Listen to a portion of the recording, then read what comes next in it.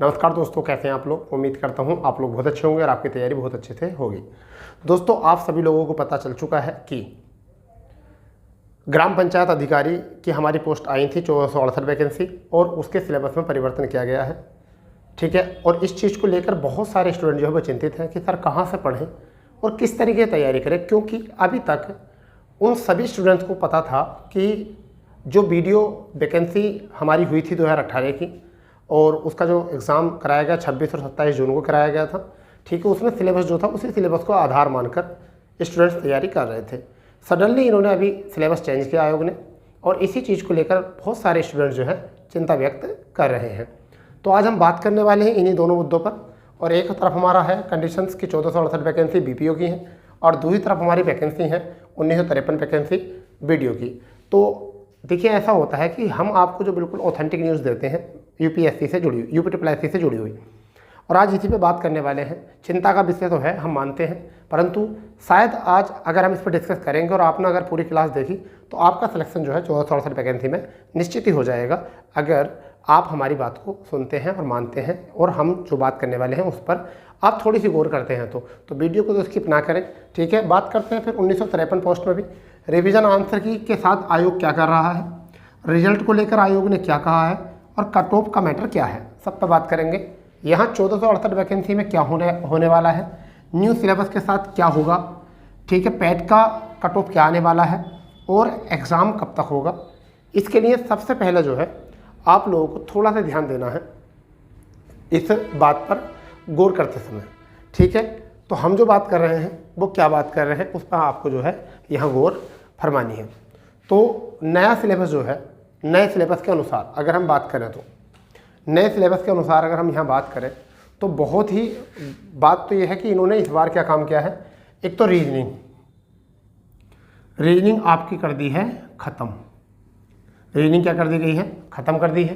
ठीक है, बिल्कुल आपकी रीजनिंग यहाँ तक ख़त्म कर दी गई है। ठीक है, अगर बात करें यहाँ पर हिंदी,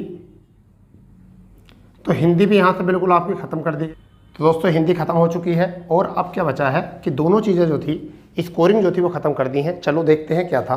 देखिए, आपको बता देता हूँ, मैंने गूगल किया है यहाँ पर अभी। तो देखिए क्या है, लिखित परीक्षा 100 अंकों का प्रश्न पत्र होगा, और प्रश्न पत्र में कुल 100 प्रश्न होंगे।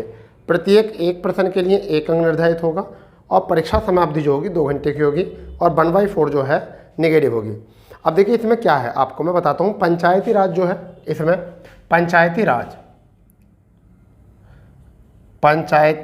राज व्यवस्था जो है, पंचायती राज व्यवस्था, ये अकेली 65 नंबर की है। कितने की है, 65 नंबर की है।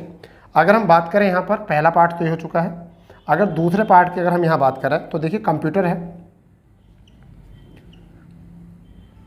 कंप्यूटर आपका, कंप्यूटर में जो है ये 15 प्रश्न है इसके, और तीसरे नंबर पर जो है आपका वो है यूपी, यानी कि यूपी की विशेष जानकारी 20 में है। तो ये आपके जो है 100 अंक बैठे हैं। तो ये समझिए कि ये कंडीशन जो है आपने दी होगी, और आप आगे आप देख लेंगे कि क्या है वो, एक 1 बाय 1 करके देखेंगे कि क्या कंडीशन है इसमें। देखिए, अब इसमें सिलेबस में क्या क्या दे रखा है। पहले पंचायती व्यवस्था का इतिहास और उसके संबंध में संवैधानिक उपचार दे रखे हैं। पंचायतों का वर्तमान स्वरूप दे रखा है। पंचायतों के वित्तीय स्रोत एवं कार्य दे रखे हैं। पंचायती व्यवस्थाओं को सशक्त करने के उपाय और ग्राम विकास योजनाएं, उनके कार्यक्रम दे रखे हैं यहाँ से। ठीक है भाई, अब इसमें क्या होने वाला है मैं आपको बताता हूँ। देखिए, पंचायती राज में हम क्या पढ़ने वाले हैं। उसके बाद में हमारा क्या है, इसके बाद में जो है कंप्यूटर का देखो। कंप्यूटर में जो है इसमें सिलेबस में दे रखा है, कंप्यूटर में प्रौद्योगिकी, सूचना, औद्योगिकी, hardware, software, operating system, speed C, email, social networking, governance जानकारी, डिजिटल और वित्तीय, यानी ये कंडीशन है। इसके आगे यूपी की विशेष जानकारी यहाँ से हो जाएगी आपकी।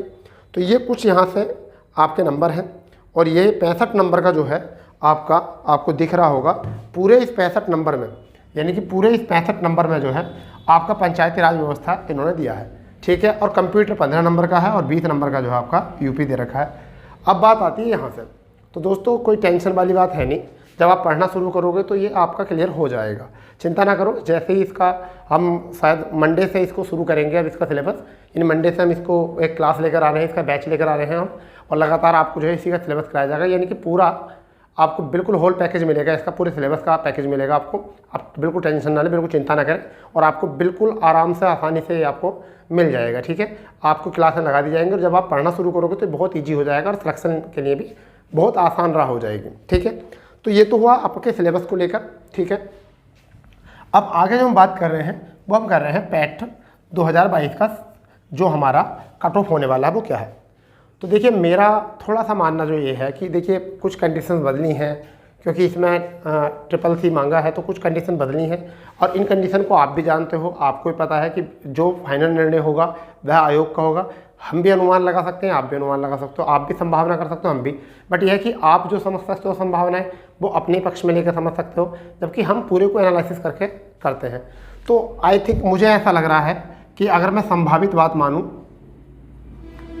अगर मैं बात मानूं तो जिनका परसेंटाइल स्कोर जो है 95 अप्रोक्सीमेटली 96 यहाँ हो सकता है, 95 अप्रोक्सीमेटली 96, अगर ये आ जाए तब भी ठीक हो सकता है, इससे थोड़ा कम भी जा सकता है भाई, इससे कम भी हो सकता है, क्योंकि और तो संभावना है, क्योंकि 30 गुना जो है इस वैकेंसी का 30 गुना जो है वो लिया जाएगा, और लगभग ये 30 गुना जो बैठेंगे वो आपके 45,000 बच्चे बैठेंगे। और 45,000 बच्चे लाने के लिए जो है या एग्ज़ाम कराने के लिए कुछ तो परसेंटाइल कम करेंगे लोग, कुछ तो कम करेंगे ना। तो भैया सीधी सी बात है, मुझे ऐसा लगता है, क्योंकि इसमें 95-96 परसेंटाइल हो सकता है। और रही बात एग्ज़ाम की, तो एग्ज़ाम कब तक होगा ये परसेंटाइल स्कोर आने के बाद पता चलेगा।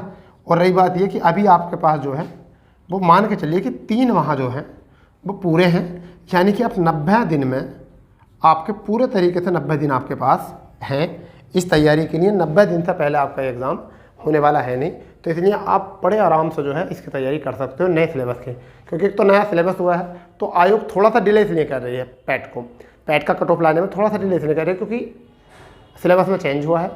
और सिलेबस में चेंज होने का मतलब ये है कि बच्चों को टाइम मिलना चाहिए उसको पढ़ने के लिए, क्योंकि अभी तक सब बच्चे जो है वो वीडियो के ही सिलेबस को तैयार किए हुए थे। तो ये तो बात हुई हमारी 1468 वैकेंसी को लेकर। हम सोमवार से इसका बैच शुरू करने वाले हैं, और यूपी पैट का हमारा बैच चल ही रहा है। जिन बच्चों को ज्वाइन करना है वो रात को 8 बजे से हमारी क्लास चलती है डेली। ठीक है, आप हमारे चैनल को जुड़ सकते हो, प्ले लिस्ट पर भी जा सकते हो। ठीक है, प्ले लिस्ट पर पूरी प्ले लिस्ट बना दी गई है। ठीक है, अब बात आती है पोस्ट 1953 पर वीडियो में क्या चल रहा है। 2018 वाली वीडियो थी, 2018 वाली, जिसकी परीक्षा 2023 में हुई है। अब इसके बारे में जो बात करते हैं क्या चल रहा है, रिवाइज आंसर की चेंज क्यों नहीं आई अभी तक, इसके ऊपर एक प्रश्न चिन्ह, हमने भी एक वीडियो बनाई थी इस पर। सारे बच्चे चिंतित है क्यों नहीं आई अभी तक, तो मैं आपको बताता हूँ। जब इसका पैटर्न चेंज किया गया, सिलेबस चेंज किया गया, तो आयोग इस काम को भूल चुका है। ठीक है, आंसर की बिल्कुल तैयार है, बट यह है कि अच्छी घड़ी का इंतजार कर रहे हैं वो लोग। और अच्छी घड़ी वो क्या होगी तुम्हें पता है, यूपी सरकार हो, भारत सरकार हो, कोई इवेंट्स, कोई त्यौहार ऐसा ज़रूर ढूंढती है जहाँ पर लोग उधर खुशियाँ मनाएं और वो भी एक खुशी दे, समझ गए नहीं, उधर खुशियाँ मनाएं उधर वो भी खुशियाँ मनाएं। जैसा आपका SSC GD का रिजल्ट दिया, लोगों को पता भी नहीं था कि कब आएगा रिजल्ट, और एकदम तुरंत उन्होंने सडनली रिजल्ट दिया। ठीक है बच्चा, तो ये थोड़ा सा पता होना चाहिए। रिजल्ट की अगर हम बात करेंगे तो आंसर की के लगभग 40 दिन बाद जो है रिजल्ट आएगा। पहला रिवाइज आंसर किया है कि उसके 40 दिन बाद जो है आपका रिजल्ट आना है। कट ऑफ की बात अगर हम करें तो इसमें नॉर्मलेशन स्कोर है, 4 पेपर हुए हैं, नॉर्मलेशन स्कोर बनना है, इसके ऊपर बड़ा संशय है। और ये संशय क्या है कि 26 की सुबह वाली शिफ्ट जो थी, 26 जून वाली जो शिफ्ट थी वो ईजी कह सकते हैं हम इसको, बहुत ईजी कह सकते हैं। 27 की मॉर्निंग वाली बैच जो थी ये भी थोड़ी सी, इससे ये भी ईजी कह दो, ये भी ईजी कह दो, ये दोनों जो थी वो ईजी थी। मॉर्निंग वाली कौन सी वाली, मॉर्निंग वाली 26 और 27 वाली जो है आपकी ये थी थोड़ी सी ईजी। अब 26 की शाम वाली यानी इवनिंग मीटिंग और 27 की इवनिंग मीटिंग ये थोड़ी सी टफ थी, यानी कि मॉडरेट लेवल था। तो देखो नॉर्मेशन तो होना है, फिर भी अंदाज़ा ये लगाया जा रहा है कि जिसके लगभग कैटेगराइज हिसाब से अगर माने एवरेज तो 100-102 क्वेश्चन जिनके बनने हैं, 100-102 क्वेश्चन बनने हैं, शायद उनका लो कास्ट में हो जाए। अगर इसमें धांधला नहीं, देखो भाई खूब तो पता है नकलची तो पकड़े गए हैं, तो कुछ ही तो पकड़े गए होंगे, सारे तो पकड़े भी नहीं गए होंगे, आप तो लोग जानते हो इस चीज़ को। ठीक है, तो शायद देखिए अगर कोई धांधला ना चला, भर्ती लंबी होने का मतलब धांधला ही होता है, आप सबको पता है। अगर कोई भर्ती लंबी खींचती है तो उसमें कुछ ना कुछ तो ऐसा गड़बड़ होता है कि जो इतनी लंबी खींच रही है, क्योंकि ना इतनी बड़ी पोस्ट है, ना इतनी ज़्यादा पोस्ट, ना इतनी बड़ी वैकेंसी थी। 5-5 लाख बच्चों ने ही एग्ज़ाम दिया था, समझ गए नहीं। तो 5-5 लाख बच्चों के लिए इतना टाइम लगना नहीं चाहिए। तो आप बड़े समझदार हो कि कुछ ना कुछ तो गड़बड़ चल रही है। ठीक है, क्योंकि वरना तो इस वैकेंसी में बहुत जल्दी, जितनी पुरानी वैकेंसी बहुत जल्दी अपडेट आते हैं और बहुत जल्दी इसको निपटाते हैं। तो पोस्ट अच्छी है, अच्छे अच्छे लोग भी इसमें शामिल हैं जिनके एग्ज़ाम दिए हुए हैं, और वो अच्छे अच्छे लोगों से संबंध भी रखते हैं। तो आप सब समझदार हो, तो कुछ ना कुछ तो गड़बड़ होने वाली है, और जब गड़बड़ होगी तभी भर्ती इतनी लेट होती है। चलिए, फिर भी हमारा काम जो है बताने का है, आपका काम भी मेहनत करने का, पढ़ने का। करते रहो। आपने एग्ज़ाम दे दिया है। यूपी सरकार में एक सबसे अच्छी बात यही है, यूपी सरकार में एक अच्छी बात यही है, मतलब यूपी राज्य में एक अच्छी बात यही है, पूरे यूपी राज्य में आप वैकेंसी दो और उसके बाद काम करने के लिए निकल जाओ कहीं पर बाहर, जैसे ज्वालापुर हो गए, ठीक है, या आपका कहीं मुंबई, गोवा, ऐसी जगह काम करने निकल जाओ। 4-5 साल बाद लौट के आओ, तब भी वो भर्ती पूरी होगी नहीं, क्योंकि इतने आप, सीधी बात है, आप शादी से पहले आप एग्ज़ाम दो और शादी के बाद बच्चे आपके पढ़ना शुरू हो जाएंगे, तब भी आपके यानी कि पापा का रिजल्ट नहीं आया जब तक ये होगा। तो ये कुछ यूपी सरकार में ऐसा होता है। अभी तक जितनी वैकेंसी हुई है, देखो रेलवे ग्रुप डी देखो, भारत सरकार की थी, बड़ी लंबी खींची। एनटीपीसी बहुत लंबी खींची वैकेंसी। टीचर्स की अभी तक वैकेंसी आई ही नहीं है उस समय से, ठीक है। तो बड़ा बहुत ही हालत ख़राब है, यानी कि जॉब के मामले को लेकर। तो ठीक है, कैसा होगा देश डिजिटल, बताइए कैसे देश डिजिटल होगा? जब घर पर लोगों के रोज़गार ही नहीं होगा तो कैसा होगा डिजिटल? समझ गए नहीं?